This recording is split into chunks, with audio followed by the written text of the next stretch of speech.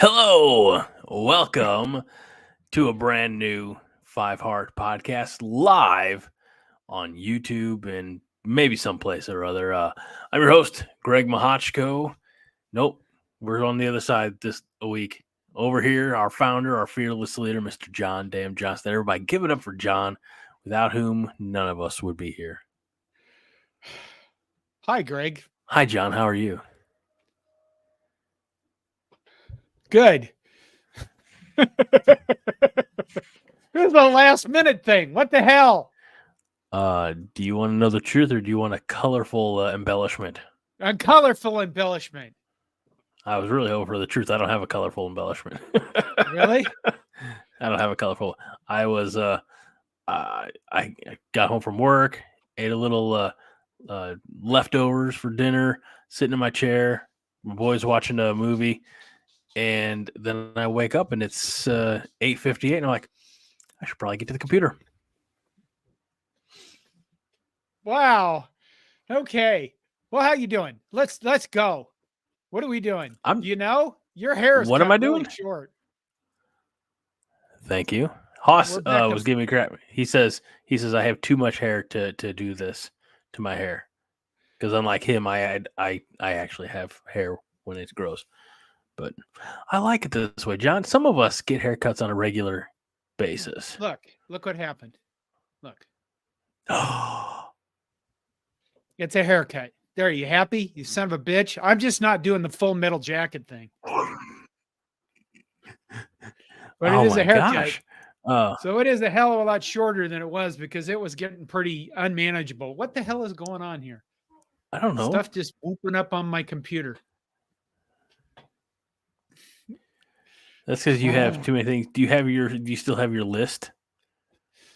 Your to-do list? My list. Yes, I always have the to-do list. It helps me organize my life and know what's important and what's a priority. Like not falling asleep on the couch, when it's about time to do a show. And two of the worst teams in the NFL are playing together on a Thursday night on Amazon Prime. First of all, sir, yeah, it was my chair, not the couch. Oh, a chair, couch, whatever. Oh, yeah. Fred says, speaking of Full Metal Jacket, Fred says, waiting for you to yell at me to sound off like I've got a pair. Yeah, Greg, something.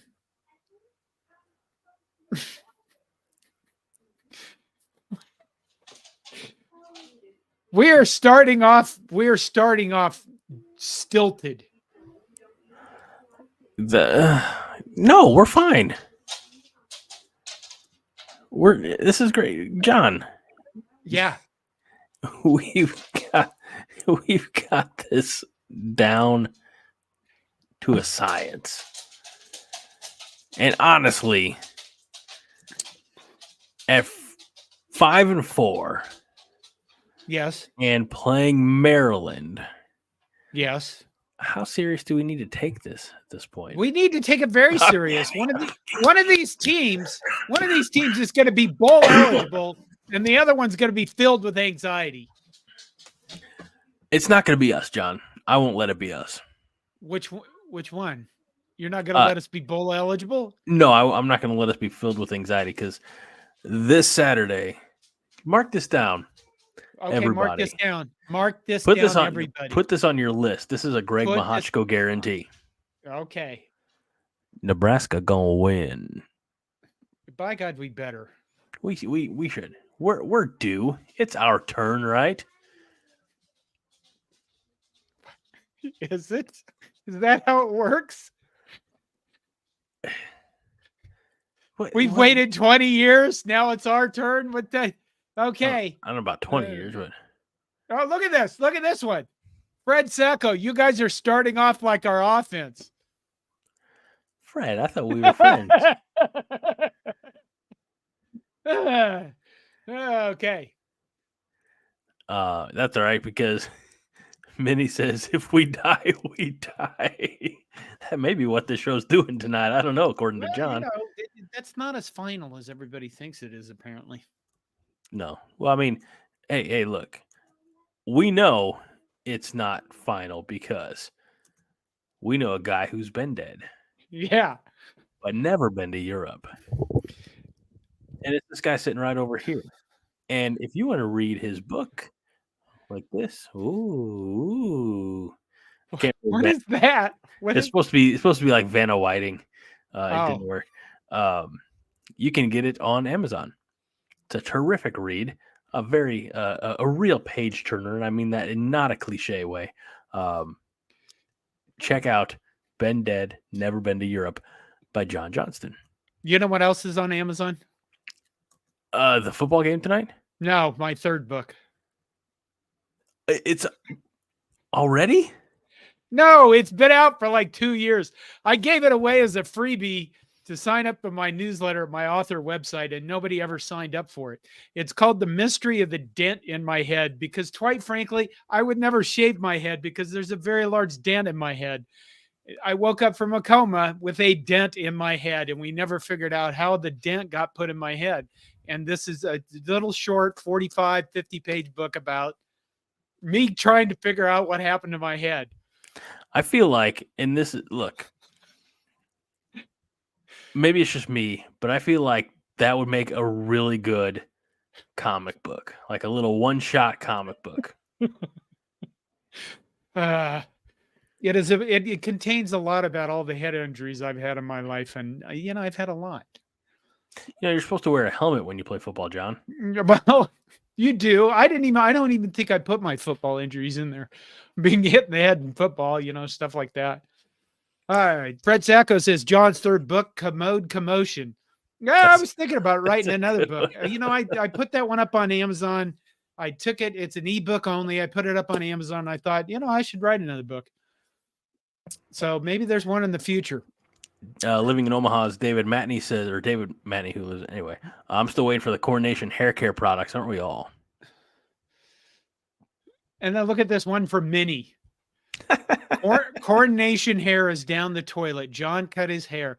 Well, actually, my wife cut my hair, and I just kind of sat there, and I didn't have a mirror or anything, and she literally just had a handful of hair about this big and just took it over. I was like, "Oh my God, what the hell is going on?" It was kind of getting unmanageable. I mean, I couldn't, it was like.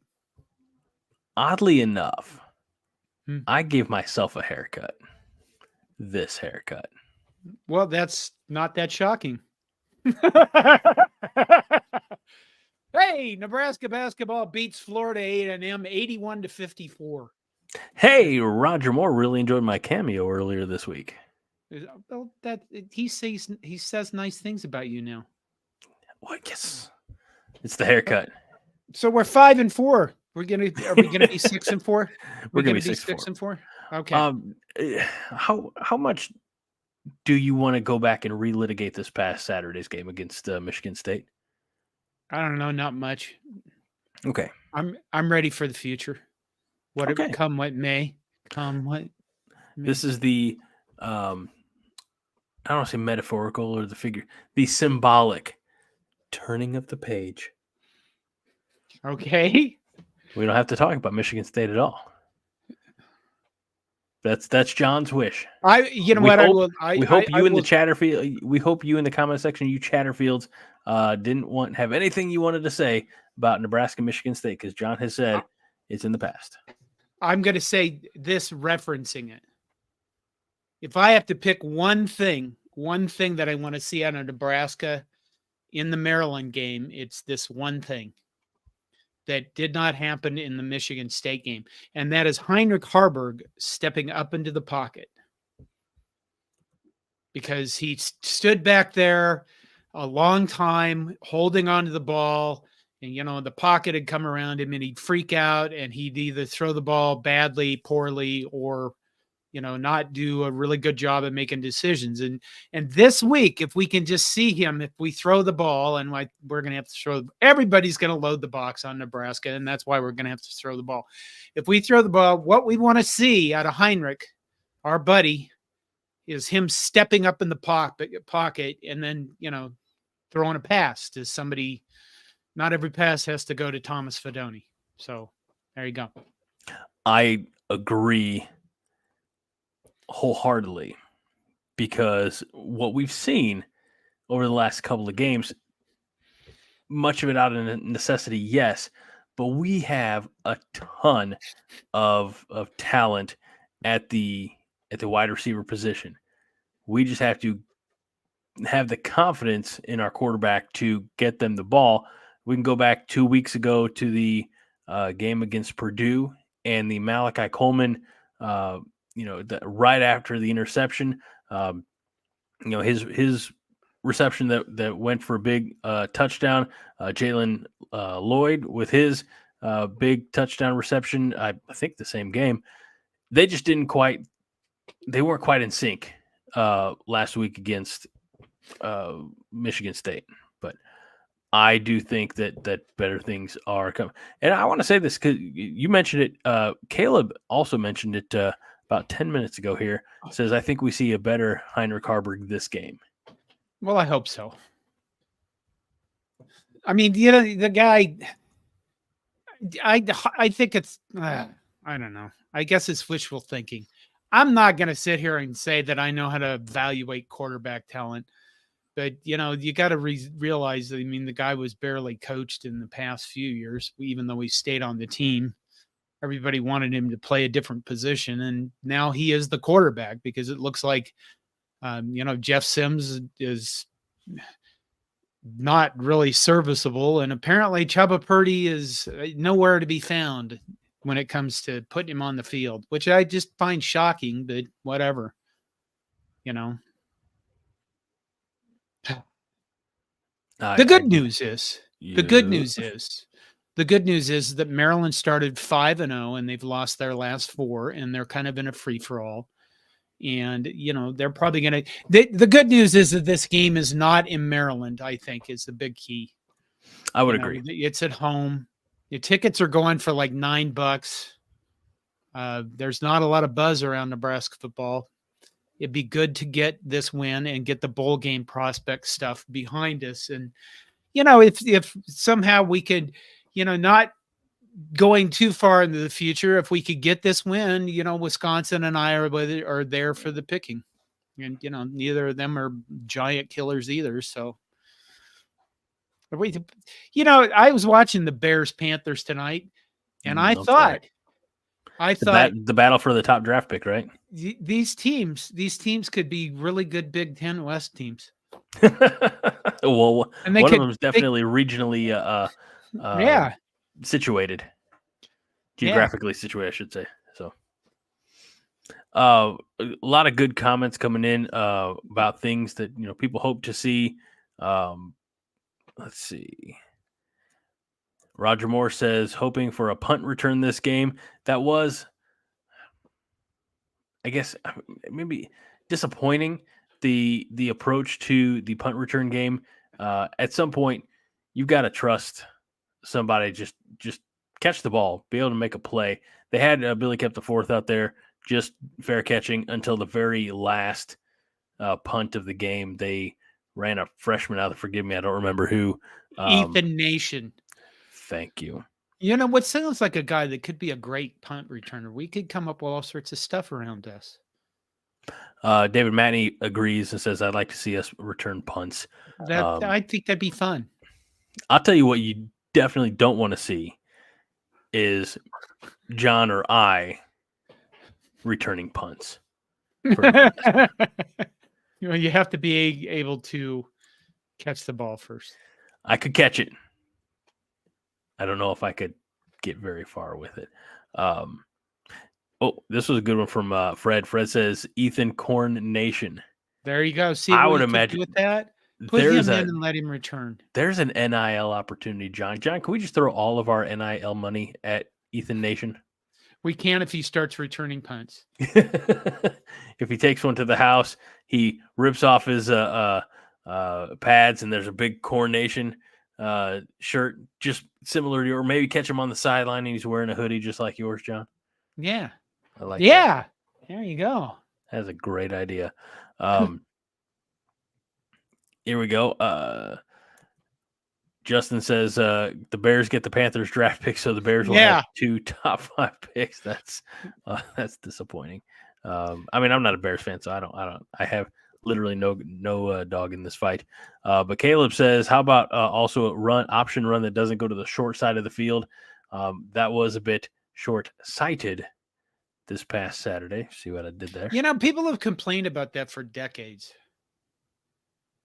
And one of the things about that is, if you look at how, oh God, I'm trying to remember what Osborne said about this years ago. What he said about it is number one, the alignment determines which side of the field they're going to run to. And number two, a lot of times when they run to the short side of the field, they're bringing a blocker out. They're pulling a blocker.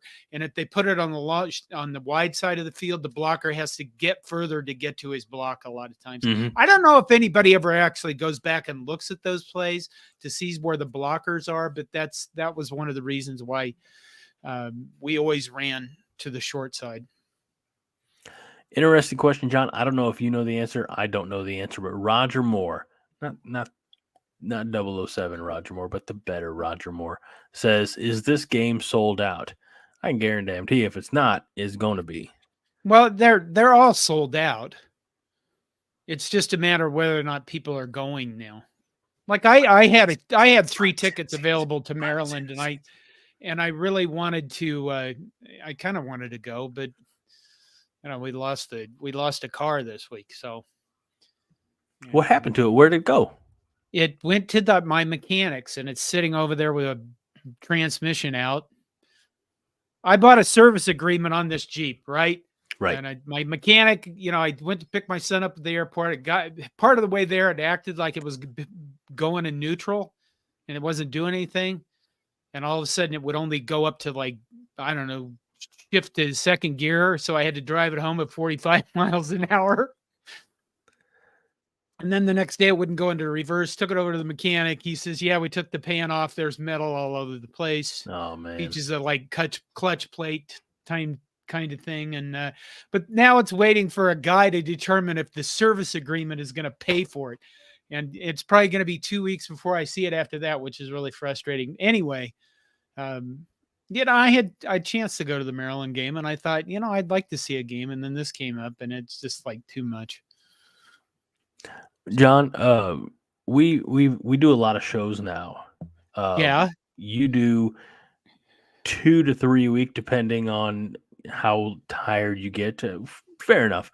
By Thursday, obviously, as joked, I got here at 8:59 and 47 seconds because I was resting my eyes, as most dads would say. But I do this show. I do CornNation Overreaction with Haas.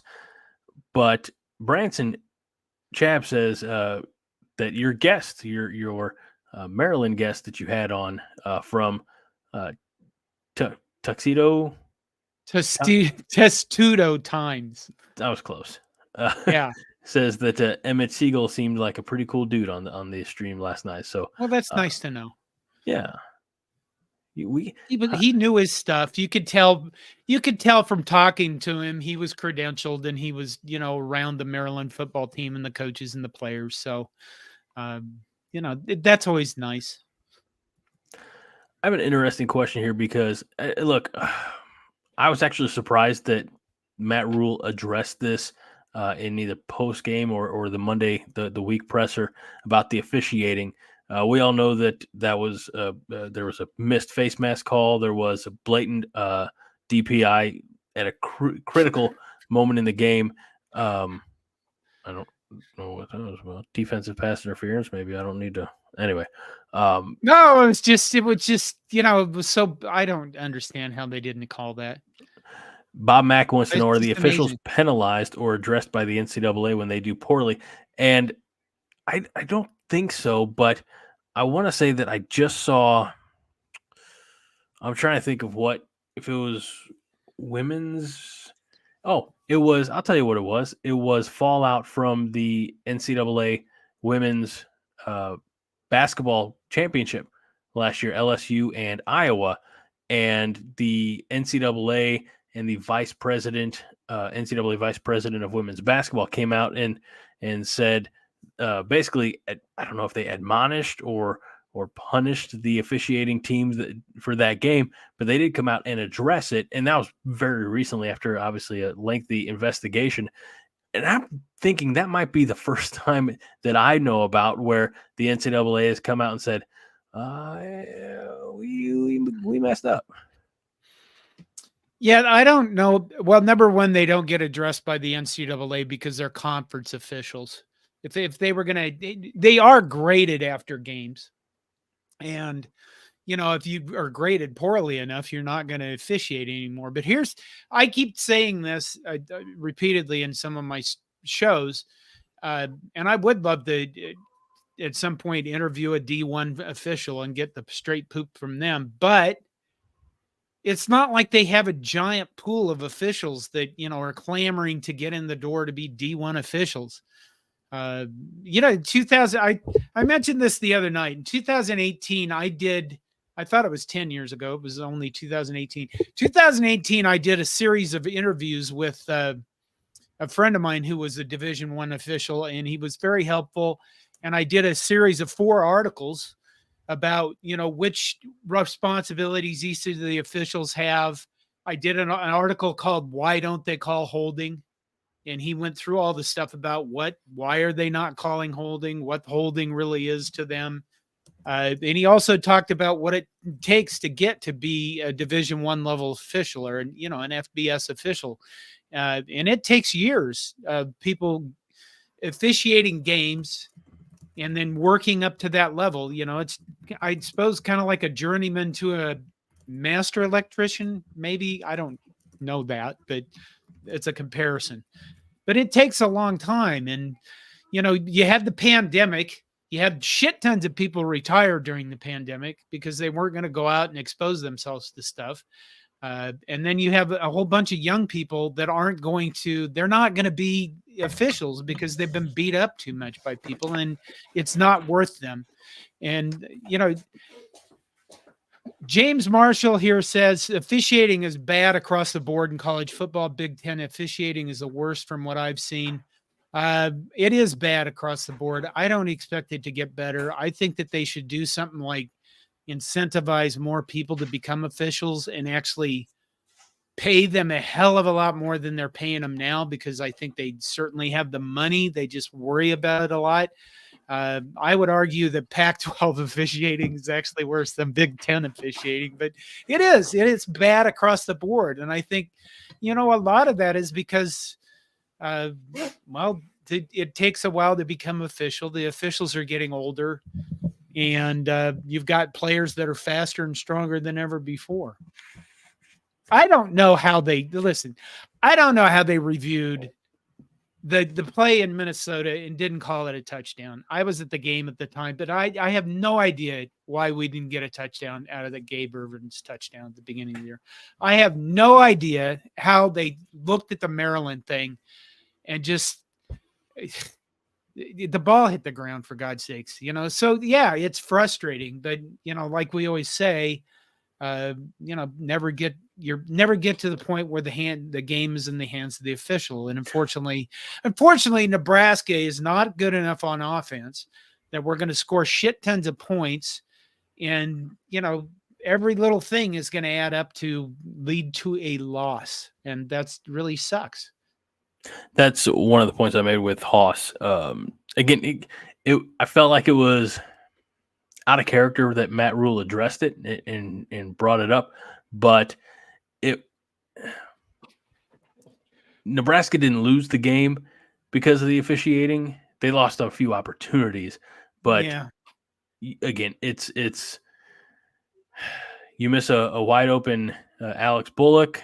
That could have been a touchdown. The other interception was Jalen Lloyd going across the middle on the slant route that got, again, put in a bad position. That's one of the things that Haas mentioned, and again, it's why we hope that Heinrich continues to improve. But Haas made the observation. You in the comments, let me know if you agree or disagree, because there's been a few comments about quarterback play here. But Haas said on CornNation Overreaction earlier this week that Harburg has a tendency to lock in on a receiver, not go through any progression, not go through any reads, lock onto a receiver pre-snap, and then tends to telegraph that decision well before the ball is thrown. So I don't know.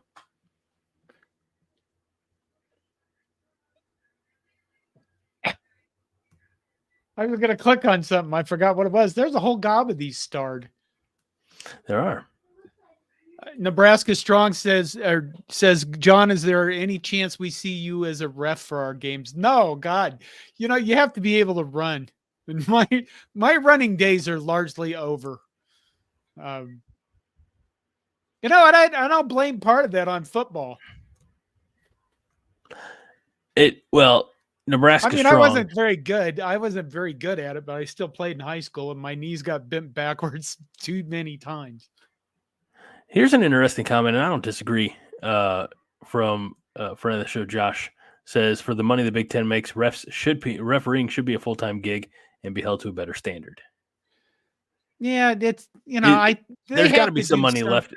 There's got to be some money left in the coffers after all the schools are paid out, right? I mean, you would think. They just don't. Put it this way: it doesn't seem to be a priority for anyone, either at the college level or the NFL level. So I don't know what NFL refs get paid. I don't know, but would you ever go up and argue an Ed Hockley call though? No. Yeah, I didn't think so. That's or Clete Blakeman with those guns he's got. Right.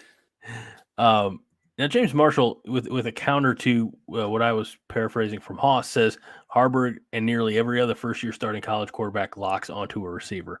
I don't disagree. A lot of that comes with maturity and experience. But you mentioned Nebraska Strong. Nebraska Strong made some very bold statements at the outset of the show. I don't know if you caught them, John. No. First of all, said Greg is taking over as our offensive coordinator from Chatterfield, the turd. This Chatterfield, the poopy, I think is what he meant to say. And followed that up with Greg has a big announcement. As new offensive coordinator, Chatterfield will be moved to cleaning the jock straps. I don't dislike Marcus Satterfield. I don't either. I think he is. Go ahead. I was going to say he's the offense that is being that we're seeing right now is not the Marcus Satterfield offense. It is using the tools in the toolbox, so to speak. It's scheming around the talent that you have, not scheming for the talent you wish you had. It's the opposite of what offensive coordinators before him were doing. Please don't take this as me throwing, young men under the bus, but at some point it becomes the responsibility of the players on the field to execute the plan. I don't think that Satterfield's really called a bad game. I can always go back to Minnesota and say, if you ran the damn ball more, that's a win. We're already bowl eligible, but I haven't beaten that horse now for 9.5 weeks.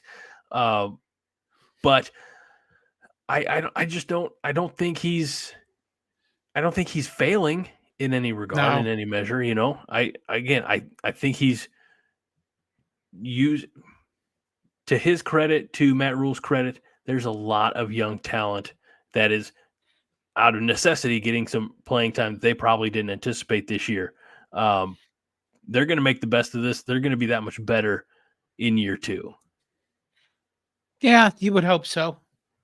I think he's squeezing every bit of juice he can out of these guys. I mean, Bryce Benhart's a really big guy. If you squeezed him, I wouldn't want to squeeze him. He'd probably squeeze me back, and then I'm already fucked up enough as it is. Okay. Well, yeah. Wait.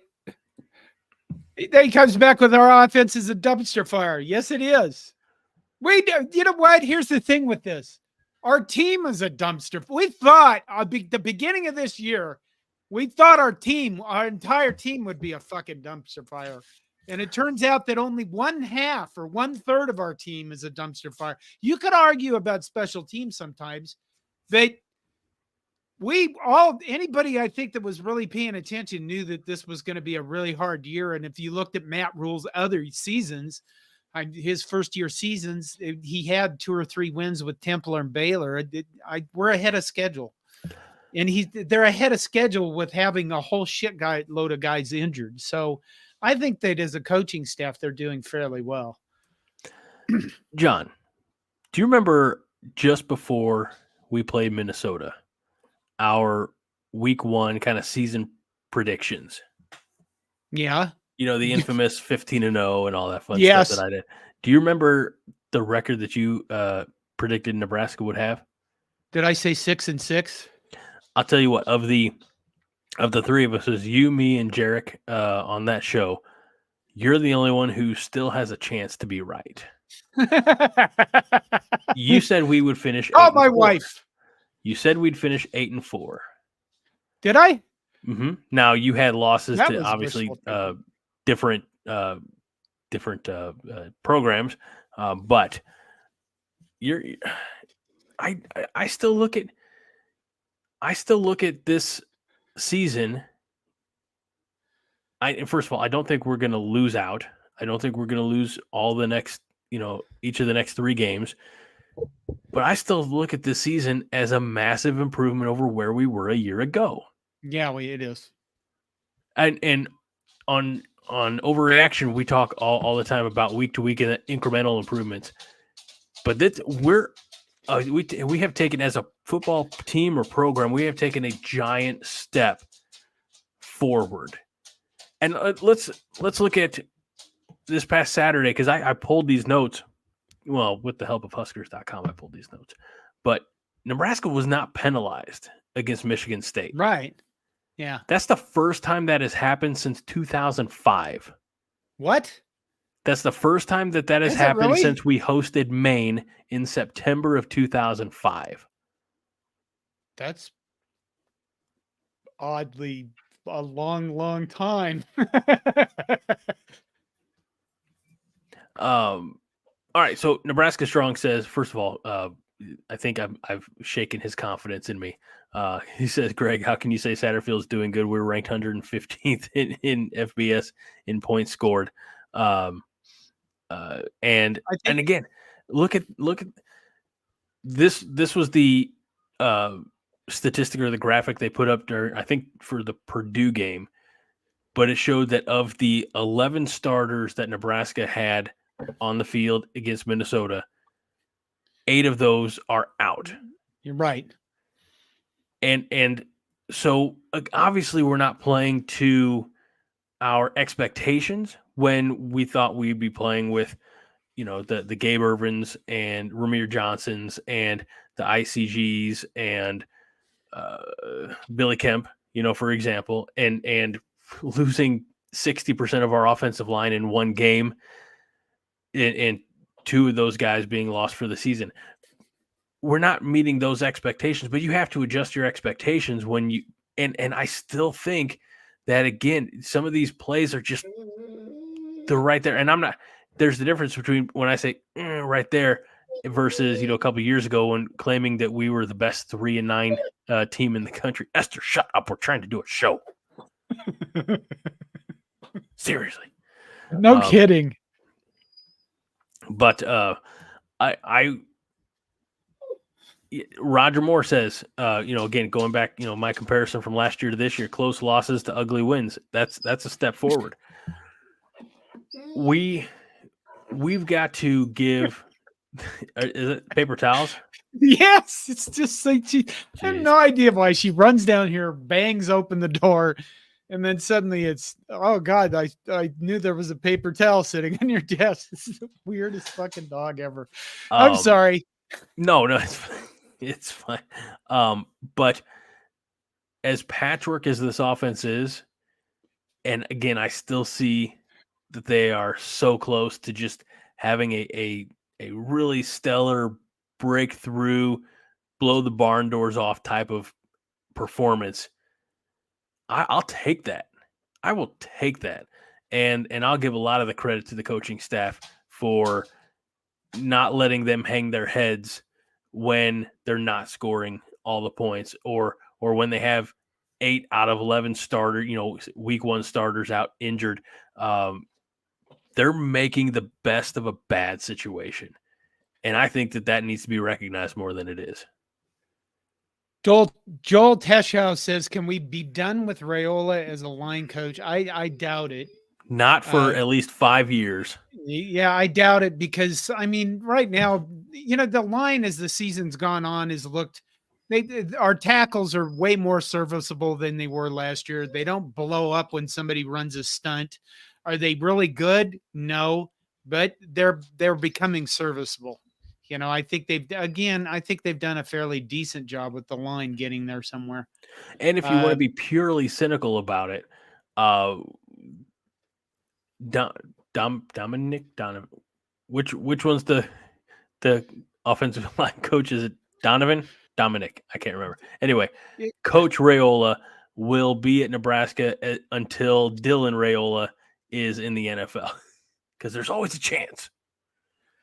I think that you can't. I'm always amazed at how quickly we want to fire everybody. I guess, I made this point on Monday night. If we fire Chatterfield, we now would have the 4th offensive coordinator in 4 years, and that's just kind of silly. I don't think anybody's ever happy with their offensive coordinator unless they're like Georgia or somebody, one of the top teams who has the best athletes to work with. And even those people, if you go look at Alabama message boards, they're all going insane about how Saban has lost it. It's time for him to retire. They were earlier in the season, but I just this is a work in progress. Our goal for the season was to get to a bowl game. Mm-hmm. I think for everybody, maybe not the team's goal. Maybe their goal was, what? Maybe they had more more manageable expectations. You know what? Their goal wasn't wins, I'm guessing. And I want to look up a quote by Osborne.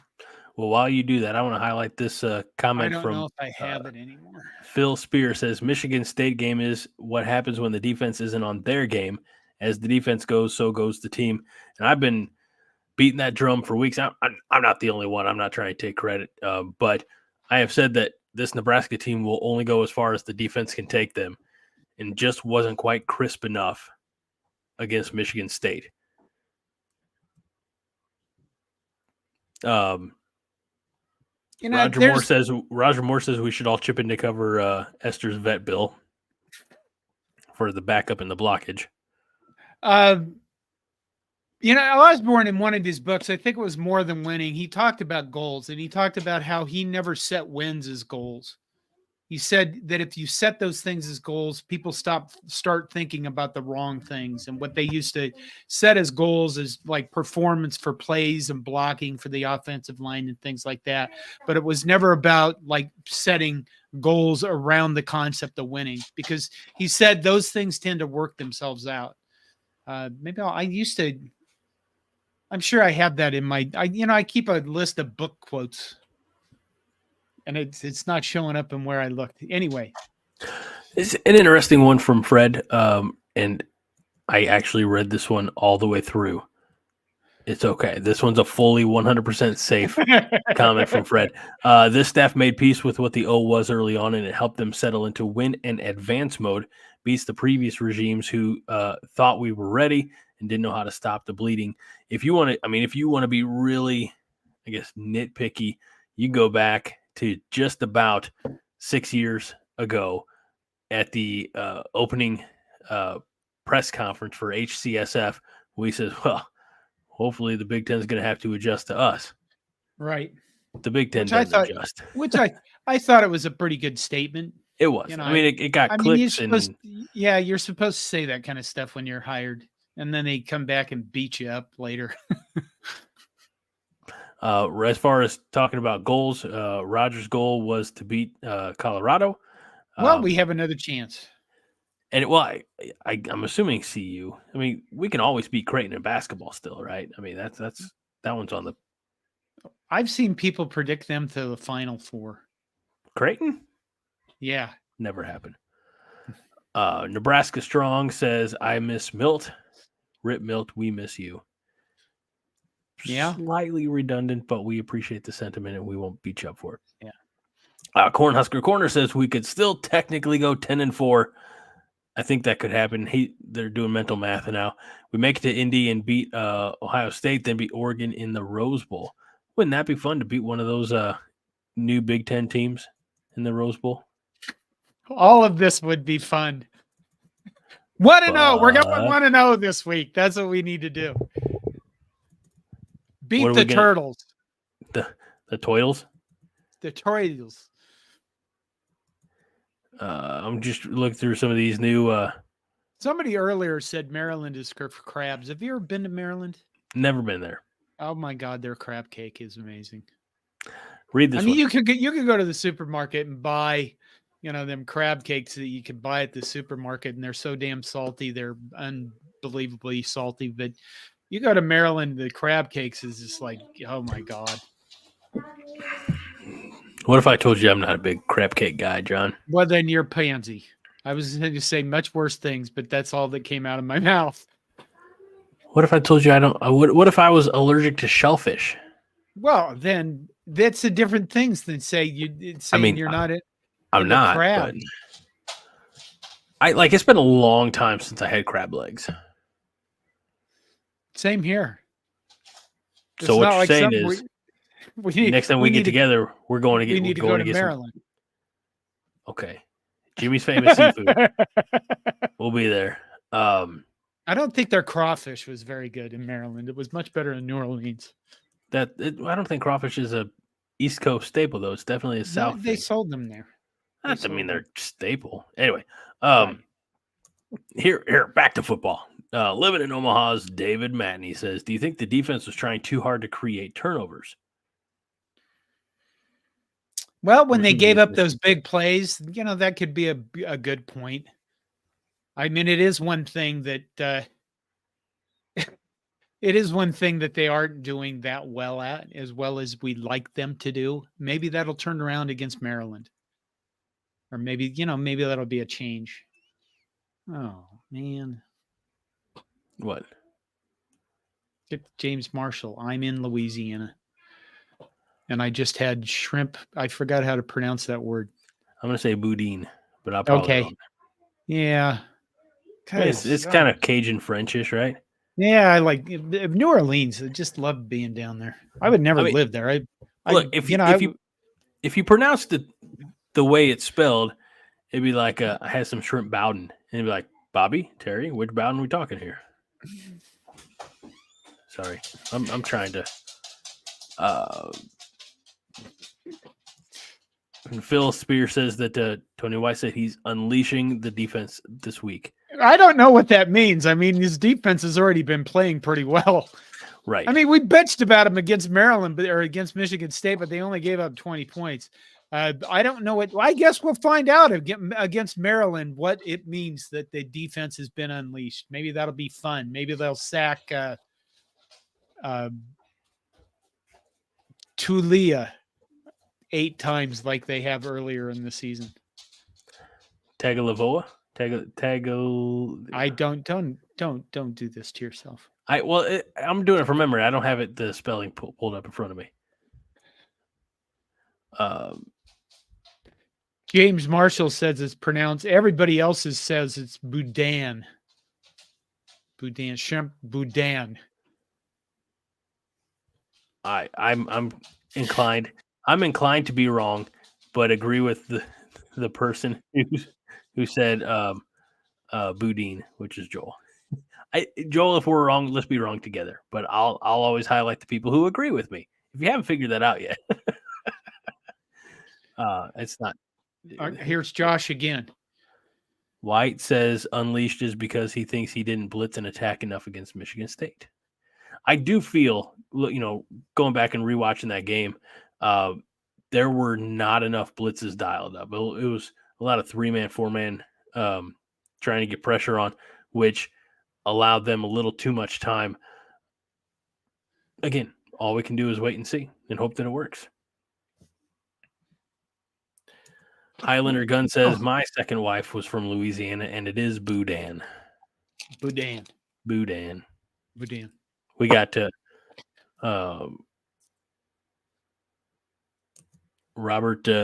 Vavra says, "Bu Dan." So anyway, at least we got that much. Okay, yeah, I guess so. We got through that tonight. Phil Spear says, hopefully P. Will is back for the game. Still going through the protocol, as that's conversation that had been in the comments.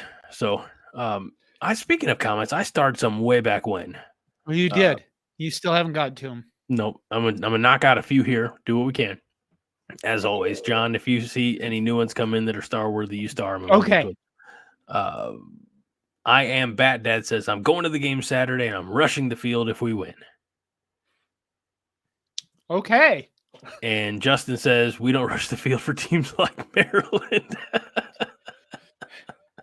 I don't know. If we get bowl eligible, that'd be fun. I mean, you could rush the field, I guess. Tear down the goalposts. Get bowl eligible for the first time. You can't tear down those goalposts anymore. Oh, that's no fun. I bet you could if you tried. No. You'd need to bring a backhoe in there and a big fucking chain, like a logging chain, to tear them things down. Well, I don't know about they're not the goalposts that we tore down in the 80s. I don't know about logging chains, John, and I apologize for exactly where I know some of you in the Chatterfields are going to take this, but I found a particular genre of short videos on the internets, and it is about drain pipes being unclogged. Like there's massive bunch of branches and brush in there, and it's causing these drain pipes to be blocked up. So they'll take big chains, wrap them around backhoes, and pull all this out for the water rush free. I don't know why. You were the one who said logging chains, so I got the unclogging chains. Okay. Sorry. I apologize, everybody. That's okay. All right. All right. Let's see what else we got here.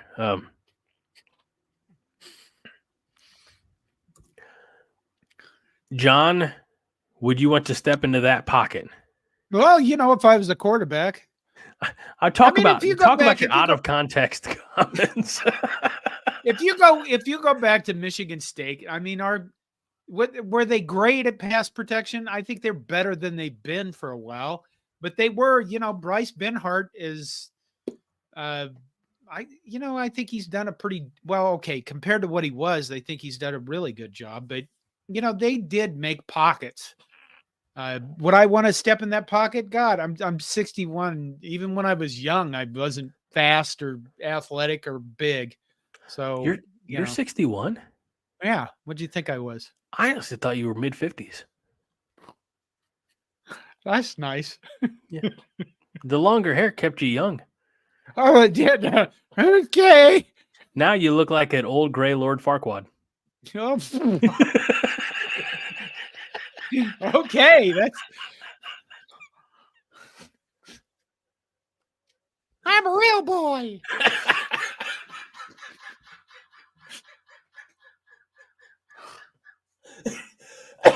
Okay. I didn't expect that. I'm so sorry. An old Lord Farquaad. All right. So CFB times 503 edits. Oregon fan here. How do you feel about getting to play us more often? Well, oddly enough, if you didn't catch it, we just had a scenario ran through our comments where Nebraska finishes 10-4 by beating you in the Rose Bowl. So we think very highly about ourselves. I'd say I don't want to play Oregon that much more if everybody's going to have a screen name like that. Seriously, I'm looking forward to the 4 teams. I'm looking forward to Washington, Oregon, UCLA, and USC joining the conference. I think, I don't get to determine how conference alignment is set up. I would have stuck with the old Big 8 and those days, mostly because we beat the shit out of everybody. It was fun. And we had Oklahoma.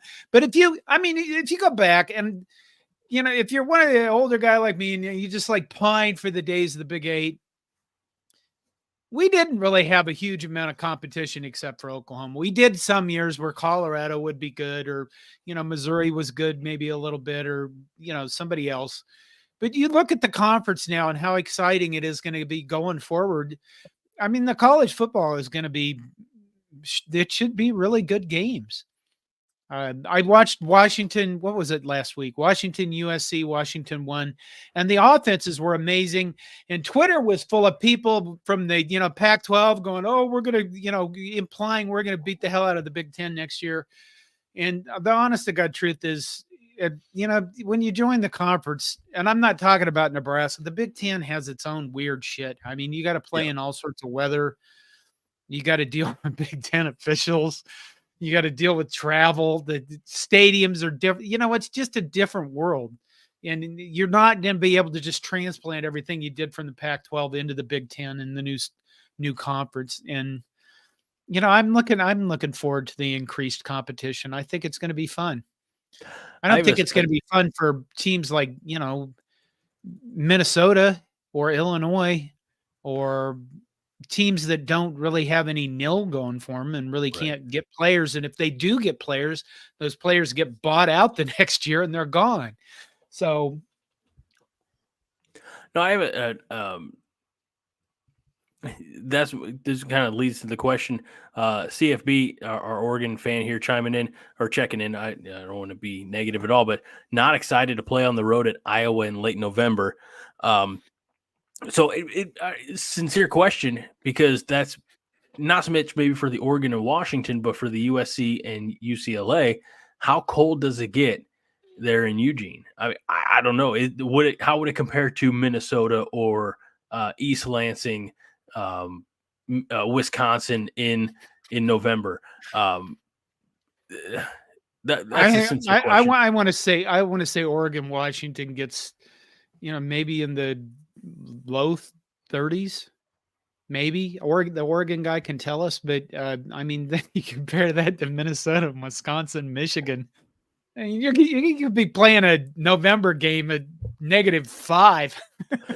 Well, and kind of on top of that, I got to thinking this though is, look, Washington and Oregon and the Los Angeles schools and Nebraska and Minnesota and Wisconsin and Ohio State, they all have kids from Texas and Florida. Everybody, at least for a little while, is playing in climate that they're not accustomed to. I don't even know really if that question for the fans, it would suck because the fans are standing there they're not moving around. But for the players, I don't even know if that matters anymore. Yeah, that's true. I mean, when you get on the field, you're usually full of adrenaline. And the thing, who was it, Penn State? Do you remember that playoff game at Green Bay where they played like 0? Yes. I can't remember who they played, and Green Bay lost it. But you could see what happens when the temperature is that low to a team.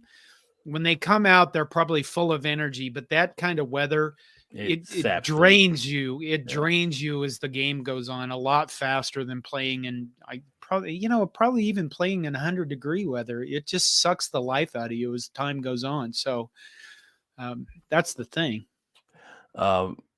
Oregon fan says, and I apologize, saying Oregon fan is just easier than saying CFBX503. Anyway, last year I went to Oregon versus Utah in Autzen, and it was bitchin' cold, but it depends. Definitely not as cold as Midwest. And then Josh puts me on blast in the nicest way possible, says, Greg, again, it matters. They don't practice in that cold every day. So a lot of people saying in response to not looking forward to trips to Iowa in November, we have a lot of those. Don't go to Iowa City if you can. Fred says, don't go to a game in Iowa City if you have a pretty mouth. Iowa is the meth capital of the Midwest. Hey, Oregon guys, you guys in the West, nobody likes Iowa. It's not just us. None of the teams in the Big Ten like Iowa. They are universally hated by everybody. It's amazing. I love it. And then last one here says, classic, we are rivals now. Don't know about that. Well, So the you shit know. talking must begin. Would love to Yeah. attend a game at Memorial Stadium. Come on down. Tickets go quick. The seats, not so much. So, Okay. Nate says, hi, Greg. And to a less enthusiastic, not all caps, hi, John. Well, hi, Nate. Good to see you, Nate. Nate McHugh, of course, another contributor for CornNation, and joined me last week on the show when John needed a well-deserved night off. So, more comments here. This one's from Michael Hansen, no relation to Josh, not even spelled the same. It would be nice if Harburg could play more reckless with his feet. He seemed to stay in the pocket too long during the MSU game. Do you think he should scramble more quickly or wait for his reads? I think that's all about what they do in front of him. Sure. I mean, if you know what I mean, if the middle of the field is open, you just go. But you get once you decide to run, you got to run.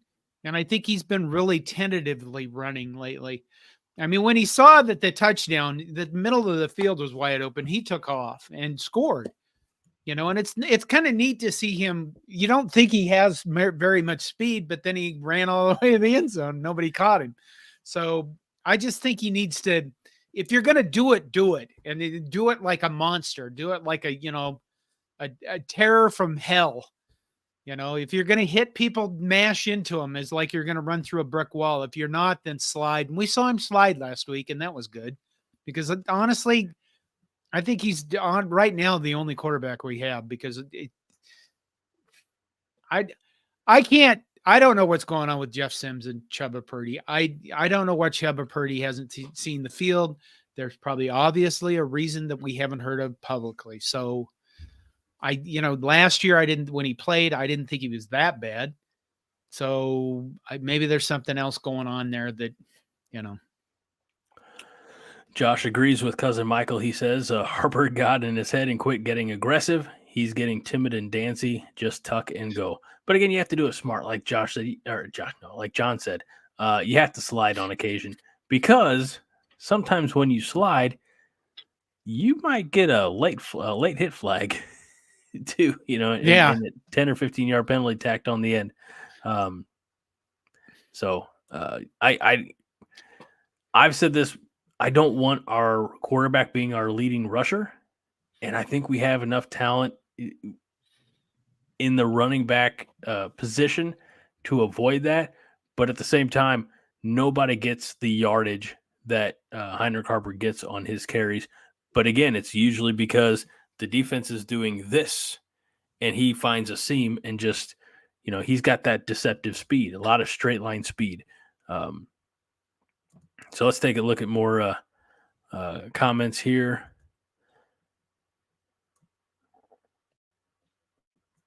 Little Schadenfreude here from David Matney, who's enjoying watching Colorado implode. Definitely enjoying that. Honestly, I think they're probably at where, well, to be blunt, I think most people expected this. I certainly expected it.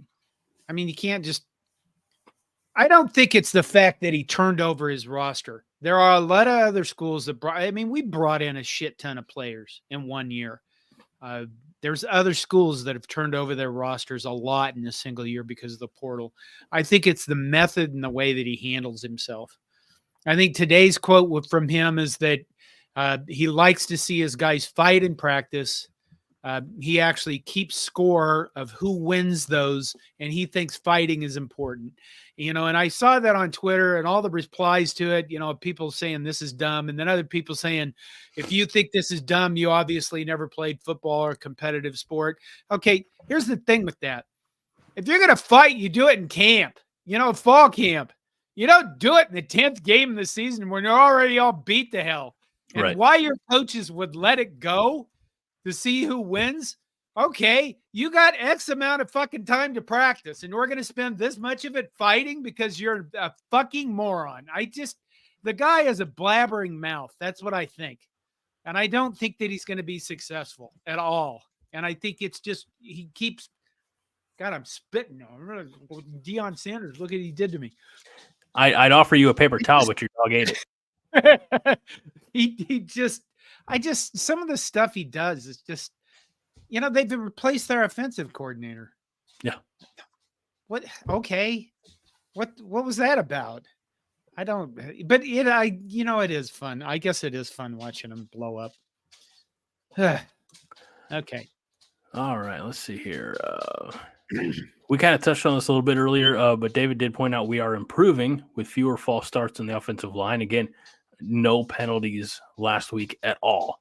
I mean, again, there was the running into the kicker or punter, but that was declined, so that one comes off the books. But other than that, yeah, I mean, it was a clean game. You can't ask for more from that out of this team, especially with the patchwork, piecework that we've had to make it happen. So, let's see. Minnie is hoping for an inspirational halftime speech from Matt Rule. I've heard that they're going to stop sharing those they probably behind the scenes videos after the season. They'll get you fired up, and I think it's fired up in a way that's different from, because we always heard you got to flip the calendar back 10 or so years, but the Bo Pelini. Like all the guys would run through a brick wall for Bo Pelini, but I think this is different. I think this is a different type of motivation. And benefit of hindsight, I'm not here to crap on Bo Pelini, but this is, I guess, maybe like less toxic. I hate using that word because it's become overblown or overused. But this is like the honest to God from the heart, I feel, type of motivation where there's no fear in it. It's all just you want to go. I mean, the stuff that Rule said about moms, a couple weeks ago. I mean, that gets you. That gets you. That makes you want to go out, strap up the helmet, go out, win the game, win the day, and then go home, call your mom. And so I just think he's doing everything right. Let me check some of the new ones before I come back to some of the starred comments here. We'll touch on that, Joel. Don't you worry. With whatever little bit of time we have left, a lot of stuff about Colorado, which I love that we're talking about them, and I love that they're failing miserably. Roger Moore says early he had to because we started this game like the Huskers start. A good beer can save the show. Let me tell you, I got these last night for a work, I don't want to call it event, we'll say. It was modeled around beer tasting. There were brats and sauerkraut, all the good stuff there. The idea was bring some beer that you haven't tried or maybe that you want to try. And I brought this New Belgium Tripel. It's a New Belgium ale. It is 8.5% alcohol by volume. And it was a big favorite. It was a big It went over very well at the event last night. So I had a couple left. That's what I'm drinking tonight. Good beer. I don't know if it saved the show. I like to think that the Chatterfields, really are the ones who saved the show. You do that well. They do. They carry us. They are the defense, and this show can only go as far as they will carry us.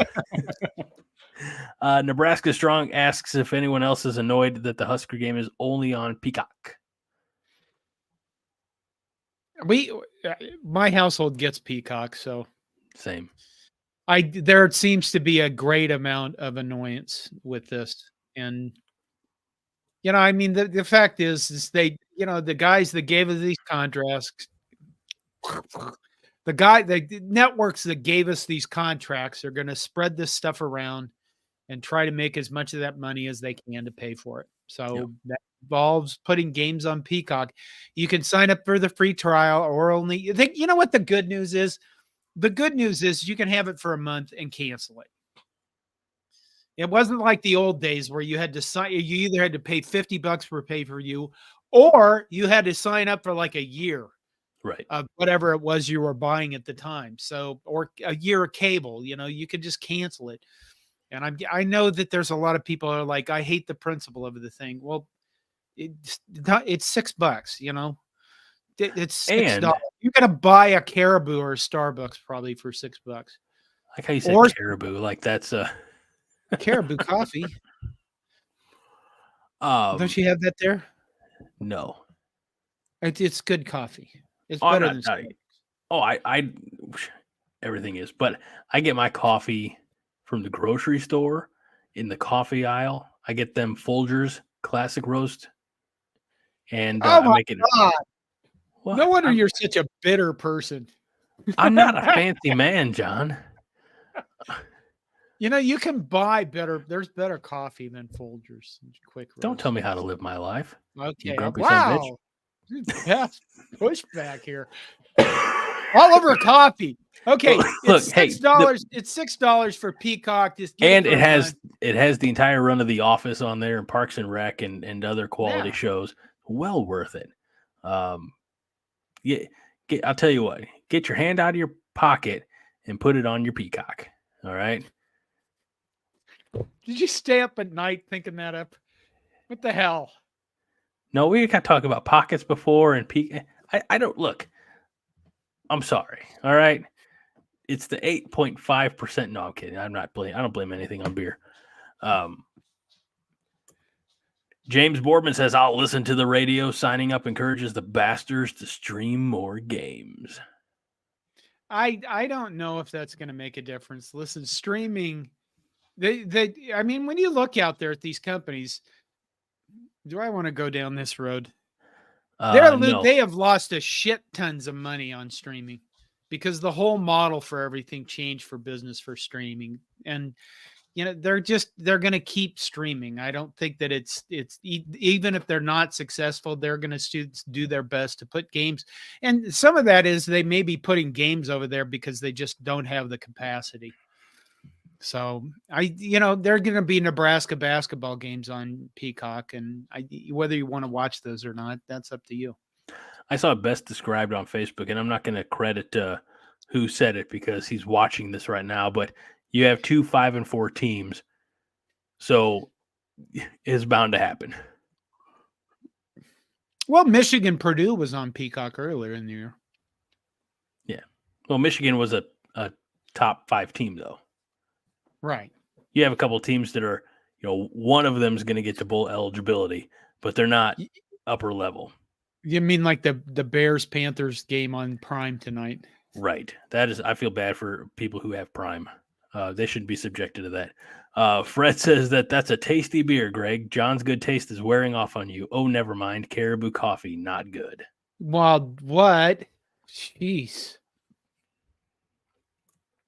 This is fun. By the way, I, honest to God, love these shows live with you and the Chatterfields, John. Yeah, Phil, that's the that's what we're saying. They put the shit games on Peacock. Well, okay, yes, they do. That's the point.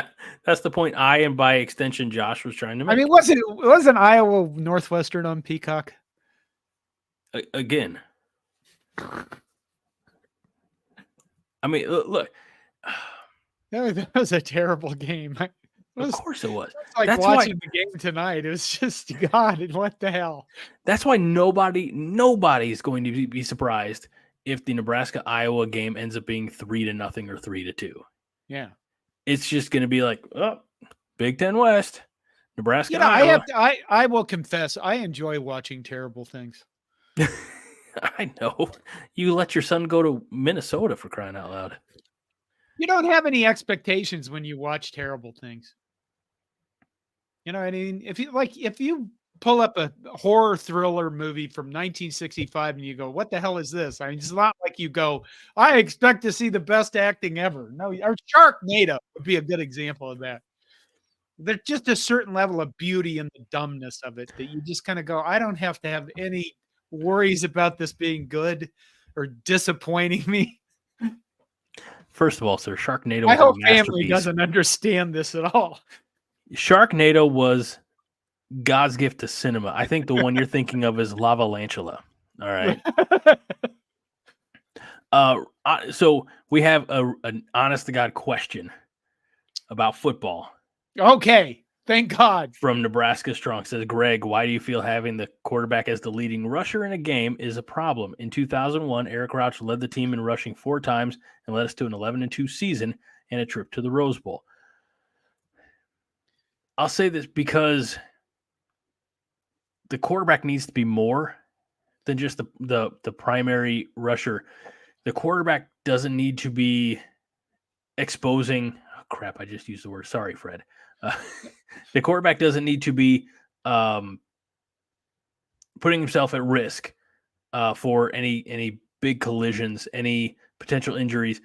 I really want my. This is going to sound bad, and if Haas were here, he'd look at me and be like, "You know who you sound like, Ray." I want my quarterback to be a game manager and to be able to distribute the ball, not necessarily be the one burdened with trying to make every play. It's I call it, I don't know, not necessarily player safety, but player I can't think of the word now, but it's we do have talented running backs. I don't know if we feature them enough. If our quarterback breaks a run and has a great run, if he does it by accident, I know it's going to sound crazy. Like if he's the leading rusher by accident because he scrambled or there were a few plays that maybe weren't designed to go for 40 yards, but they went for 40 yards because he went right at the middle of the field, nobody touched me and scored touchdowns. Okay. But if we're designing the offense to run through the quarterback to that extent, I get concerned about, and we have, as evident by the fact that we haven't seen Jeff Sims back, really, we haven't seen Chubba Purdy. Apparently, we don't have a lot of depth at quarterback, and I just don't want to lose the player or players that we do have. So, here's the thing with that. If you remember Ndamukong Suh, he was incredible. I mean, he was incredible because he was strong, knew how to get leverage, knew how to use his feet because he started young playing soccer, that communist sport. But he was a guy that could also run down quarterbacks, right? And that was rare in 2009 that you saw a defensive lineman that could run down a quarterback. That's not as rare as it used to be. Right. So even the last 15 years, what you're seeing out of defensive linemen is they're bigger than they've ever been. They're faster than they've ever been. And both of those things add up to more crushing hits than ever. So most people, I think, are dependent upon their quarterbacks to be the guy that leads the team or basically manages the team, manages the offense way more than I think they ever did before. And getting that guy injured, the other problem is I think because of nil and because of the portal transfer, you're seeing, you may see a Georgia or an Ohio State or a Texas where they have 3 good quarterbacks, 5 stars. Mm-hmm. But everybody else has their low quarterback depth all around the place. I mean, look at Iowa. They had, maybe that's not the best comparison because they have shitty Iowa. They've had shitty quarterbacks for a while. But, Wisconsin lost Tanner Mordecai, and now they're with Brandon Locke, who I think is, well, let's be honest, Wisconsin lost to Indiana, and that's a terrible loss. But, basically what I'm saying is this. Having the quarterback being their leading rusher, unless you're going to be in that kind of an offense where you just have those kinds of quarterbacks anymore, and that's very difficult compared to what it was in 2001, it's not a good idea, I don't think. Look at how many running backs we went through this year. Right. And, it's because they're getting beat up. Let's see. Minnie asked this question earlier. Maryland, or not a question, comment. Maryland coach gave a presser today. I almost feel bad for them, but then I remember we are 1 win away from bowl eligibility. Let's go Skurs. And that's important too. Not to say that there's any magical like storyline writing behind the scenes or anything, but Nebraska has a chance to become bowl eligible and on their home field, which I think it plays an important role. I that's why I said it at the outset. I'll say it again. I think Nebraska wins this game, becomes bowl eligible. There's a lot of even with the setback last week, I still think there's a lot of positive momentum going into this game against the Terps. Agreed. Perfect. Moving on. Positive momentum. By the way, everybody, I will be on with Connor tomorrow night on his Corn Craze week preview thing. So there you go. We're not ready for your predictions yet. Calm down, everybody. No. Nebraska Strong says, Greg, did you play football in high school? If so, what positions? So I guess I get to tell this story again. The high school that I went to here in Southern Illinois did not have football at the time. They started the program 2 years after I graduated with JV. So it was like freshmen and sophomores. They did that for 2 years. And then when the first years of players, sophomores were seniors, then they introduced varsity football. So I did not play football in high school or college, obviously. But and I'll say this, he's here. We'll give him a shout out. When I was 21, so 20 years ago, I moved to Chadron, Nebraska. And by 2006, I had met our friend Josh Hansen, who is here in the comments because he's a big supporter of the show, and he likes to sit out in his garage and smoke cigars and listen to the show and interact. And I'd had no college football allegiance. Southern Illinois, this far downstate, nobody cared about Illinois football, really, if I'm being 100% honest. So I was a clean slate, and Nebraska fans like Josh adopted me in. So that was almost 20 years ago. I remember Josh may be able to help on the name of the bar in Chadron. We went and watched the Nebraska USC game in 2006. And this is the one where the USC kid got his knee turned around or something. Like, what was one of those really graphic injuries. But yeah, so that's the abridged version, the Greg Mahachko Football for Dummies version of how I came to be here, and now it's I've been doing Nebraska podcasts for over 10 years, and been here with CornNation, and JON'S have been putting up with me for a damn near decade. And really, yeah, wow, yeah. In fact, hold on, I can tell you almost to the day when. It'd be a good time for you to just start talking, John. Oh, well, you just look back and the years just go away. You don't know where they went. John. Let's see. I'm It's a Pink Floyd. It's a Pink Floyd song. The first episode that that Brian Toll and I did for CornNation, it was detasseling the Huskers, and it was December 4th, 2012. Oh wow. And for whatever reason, it says date modified was 2:19 a.m. So it probably wasn't the time that we actually recorded. But yeah, that was that. All right, moving on. Enough about me. Nobody cares about me. It was the overdraft, Josh. So, all right, moving on. Great question. And I'm sorry we got off on that tangent. Joel Tilson says, will Harbaugh be suspended? Doubtful. I really don't think so. Yeah, I don't think that the Big Ten can really do much with this during the season. I know that people, the media and the screaming is all about that, but the honest to God truth is, there is the due process thing, and I think that if the Big Ten tries to do too much, Michigan will sue them, and it'll just get uglier. And they'll just drag them. Yeah, everybody remembers who is it? Johnny Depp and Amber Heard. That whole mess that didn't make either of them look very good. I mean, Amber Heard pretty much destroyed her career out of that. And people laughed at Johnny Depp, but everybody kind of looked at both of them and went, "Oh my God, this is just terrible." It was terrible stuff. And if the Michigan sues the Big Ten because they try to suspend him or they try to implement in season any kind of punishment, I think it'll just make them both look really, really bad in the eyes of the rest of the nation with regards to the college football world. So, it's okay. I think we'll find out. We'll get a full investigation. Everything will come out, and we'll see. I think so. I agree with you, and I just don't know.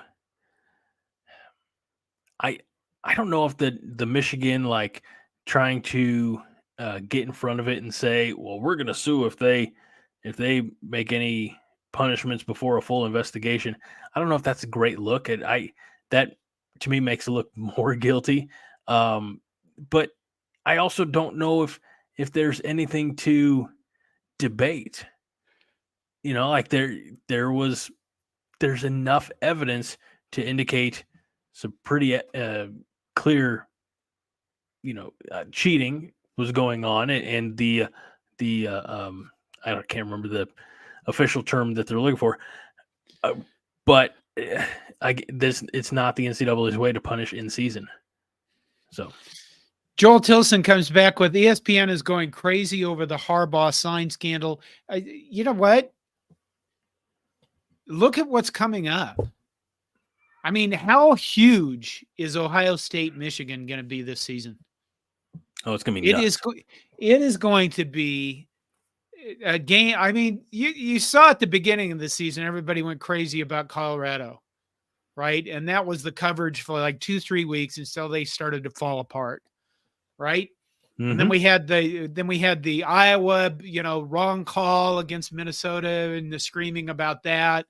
And now we're looking at this and we're going, oh my God, Ohio State, Michigan is going to be so far off the charts in terms of people watching and talking about it. Those two teams are Michigan has Penn State this weekend. And if they lose, it'll take some luster off the game. But if they win, everybody in the nation is looking at Michigan and going, we need you to lose. We want you to lose. I want them to lose. Fuck them. But that's why they're going crazy over this stuff. The number one is it's a juicy story that keeps getting dumber as it goes on. So every day there's some more level of stupidity about it that comes out. So it's going to be, I guess we have college football soap opera this year. I like Josh's answer here. It's a little tinfoil hat, but I'm here for it. He says, I feel like ESPN is trying to bait the Big Ten into doing it so the SEC gets more shots at the playoff. That could be. And then James Boardman says, will this harm Michigan players' individual postseason awards? Ooh, that's a good question. I don't think so. What? You know what, though? You know what I got in the email today? Ooh, what'd you get in the email? Well, who's the email from first? Well, the email is from the FWAA, the Football Writers Association of America. And let's see what it is here. It is the ballots for voting for who gets to be, first teams and second teams and stuff like that. So where are you putting Shitty or Sanders? First, of course. Nice. That's what we'd expect, nothing less. I'm gonna have to find where that. But that is a good question. That I think it may hurt them. Here's the thing. If you're signed up to the FWAA, you're a member of the media, you're one of the people that votes on stuff, you get all sorts of stuff sent to you. We'll come back to your question. I am about that. Probably not as much today as you used to, but in the past, I've gotten all sorts of things from USB drives shaped like the BCS trophy. Iowa used to send me a little spiral notebook every year for whatever player they were pushing for whatever award it was. All sorts of stuff. And you get emails from athletic departments pushing whatever candidate, and it'll say like Oklahoma State, please look at Josh Temperson and how he's done as a linebacker, and here's all these stats, and all of this stuff is to make you consider their people. So it was a really good question. I would guess that yes, it might have an effect on their postseason awards. And I'm the complete opposite. I don't know if you can punish the player who likely had no clue that the institutional cheating was taking place, the scandal. I Am Bat Dad says, it is crazy this week is Michigan's first ranked opponent. Yeah. And, there you kind of look at it and you go, well, we have 4 teams joining the conference that aren't pushovers. And, maybe there's a reason why the networks wanted to tear apart the Pac-12 and have some of those teams join the Big Ten. They're not dumb. Oregon fan says, thoughts on Deion saying he wants his players to fight each other? I think it's pretty stupid myself. Yeah, I talked about that earlier. It's just... But he might not have been here. I don't get... what do you get out of that? Literally, what... Yeah, false bravado. I imagine that there's guys that will say that's how you win starting jobs. Okay, did you play for a shitty coach?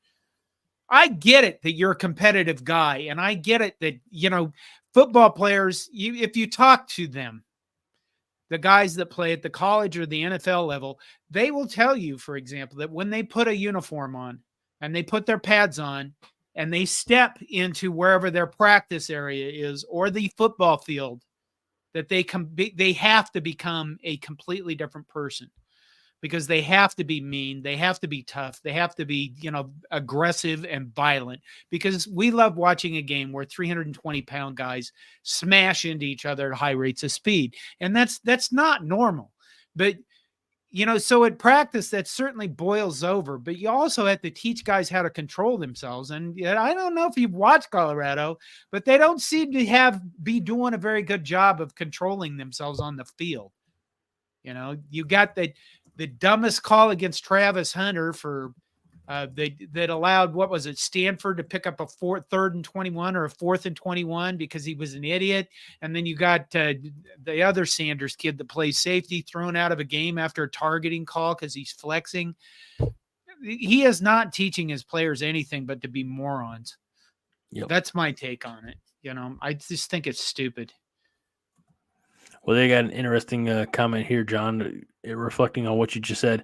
If you want to read that one. CornNation says, point of contention, the 320-pound pie guys, 325-pound guys aren't smashing into anything at a high speed except the dessert table.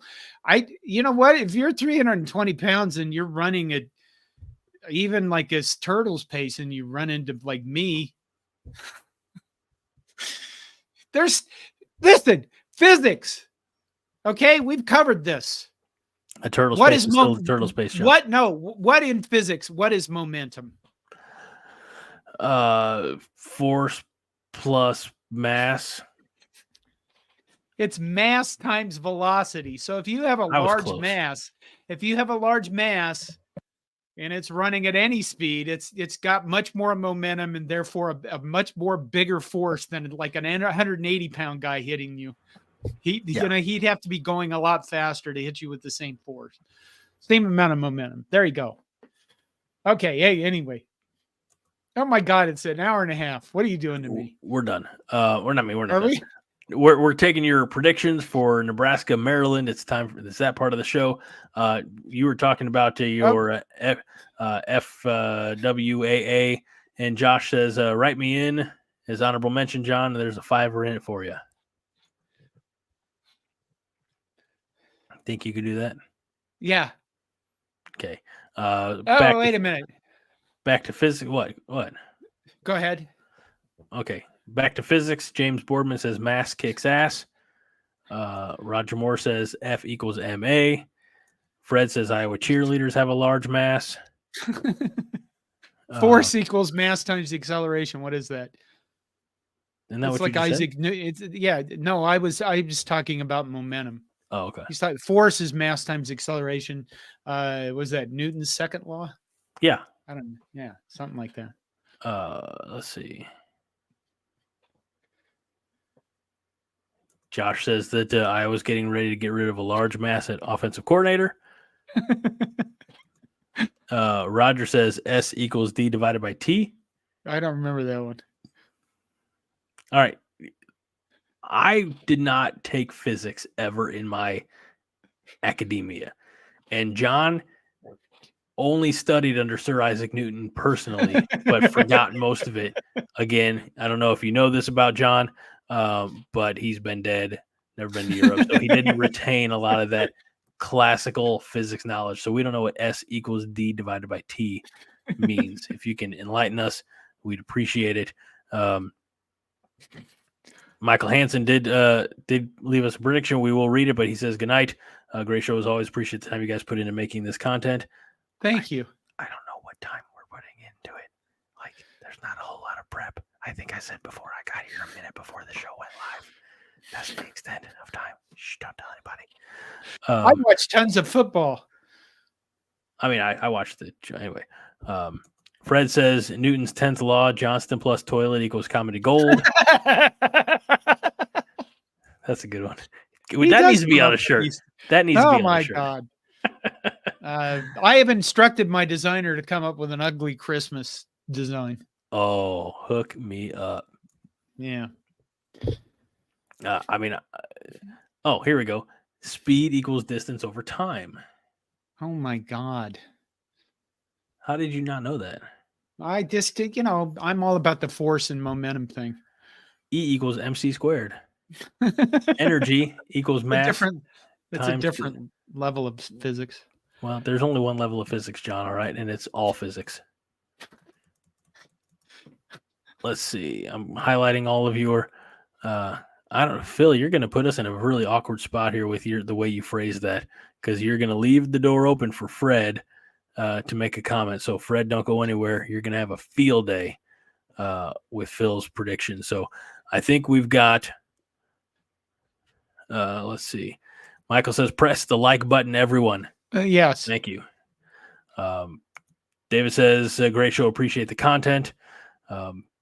John, as a Christmas, for our very special Christmas special this year, will you do the show from the bathroom? Why? What? Why? I don't know. Why not?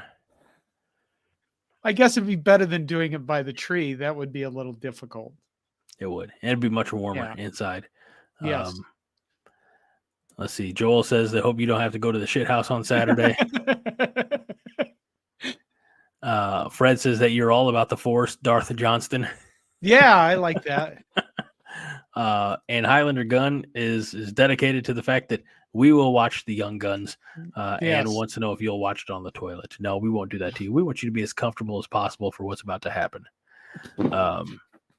It might deserve it. Justin says Brett Bielema, mass equals mass infinity. All right, on to your predictions. Let's go. Roll up the sleeves, do a little stretch, have a little swig of the Trapel. All right, here we go. Michael Hansen says 24-14 Huskers. Josh Hansen says 24-21 Huskers.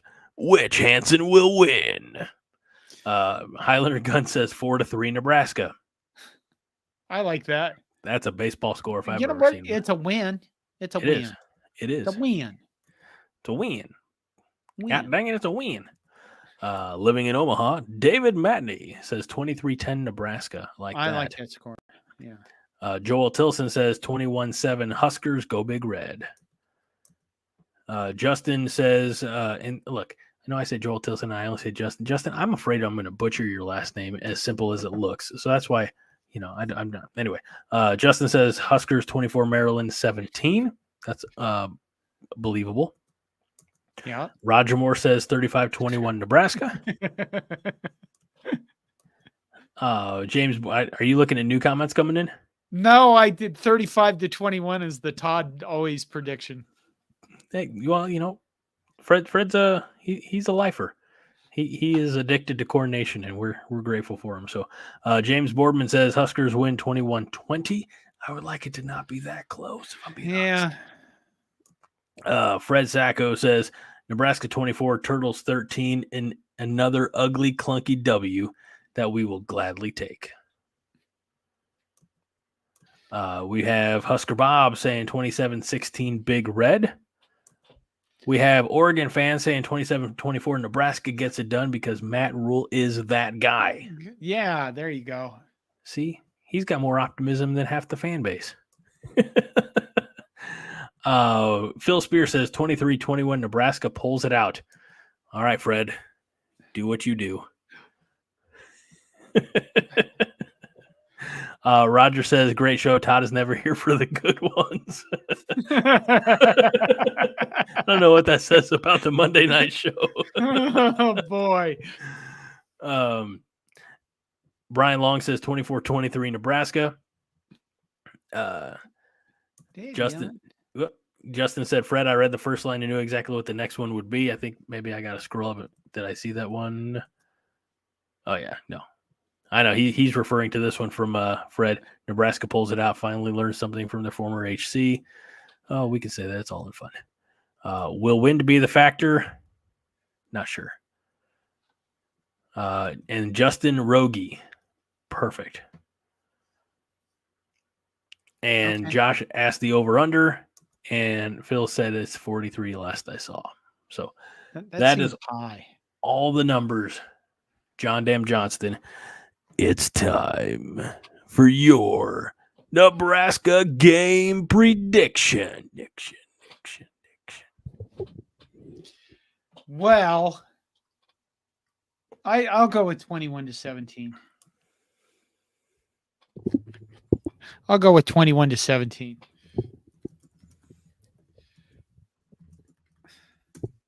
I'm listening, but I'm also typing. It's okay. No, I do think that a good beer could bring the show up out of the doldrums that it was suffering.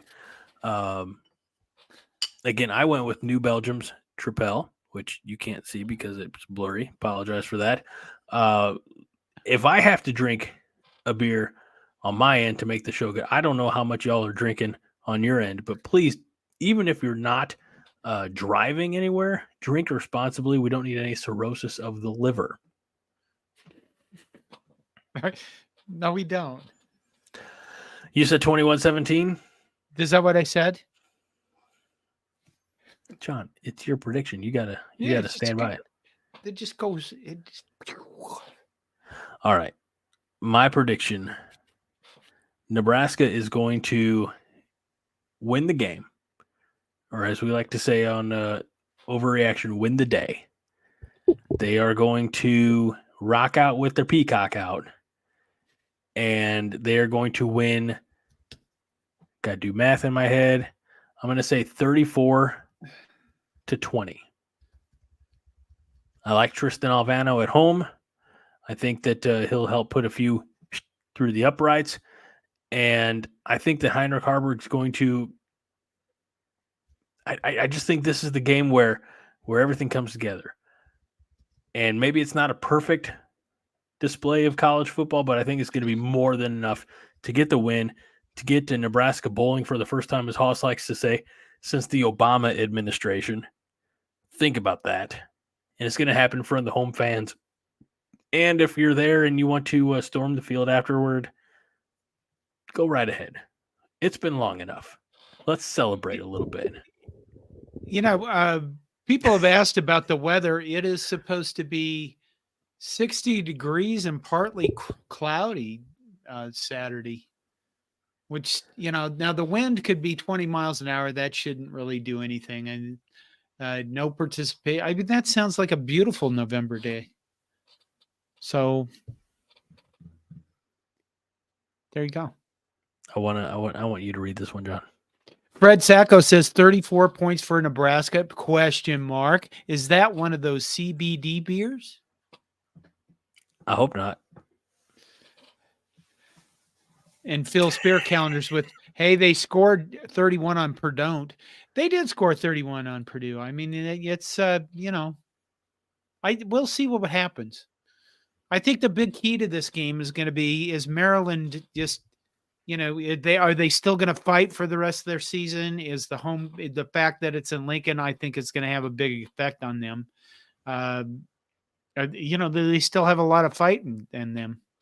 They have a habit of just collapsing, beginning the season well and collapsing. So I don't know. When I interviewed the Maryland guy, he wasn't, basketball season has started for Maryland. He wasn't very up on his football team. That's why he needs to probably hire more people over there at Testudo News. Testudo Times? Yes. All right.